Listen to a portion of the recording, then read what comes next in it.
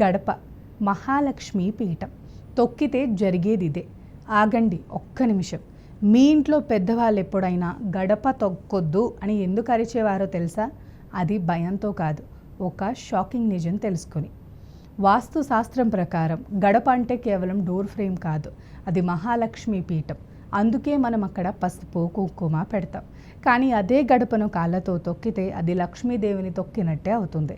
ఇంకా షాకింగ్ విషయం తెలుసా? నరసింహస్వామి హిరణ్యకశిపుణ్ణి చంపింది గడప మీదే. ఎందుకంటే గడప లోపల కాదు, బయట కాదు, రెండిటి మధ్య ఉండే అత్యంత పవర్ఫుల్ స్పాట్. ఇది కేవలం నమ్మకం కాదు, సైంటిఫిక్గా చూసిన గడపకి వేసే పసుపు కుంకుమ యాంటీ బ్యాక్టీరియల్ నెగిటివ్ ఎనర్జీని అడ్డుకుంటాయి. అందుకే గడపను దాటాలి కానీ తొక్కకూడదు, దాని మీద కూర్చోవటం అయితే అస్సలు కాదు అంటారు. మీ ఫ్రెండ్స్లో గడపను తొక్కేవాళ్ళు లేదా దాని మీద కూర్చునే హ్యాబిట్ ఉన్న వాళ్ళు ఉన్నారా? అయితే ఈ వీడియో వెంటనే షేర్ చేసేయండి.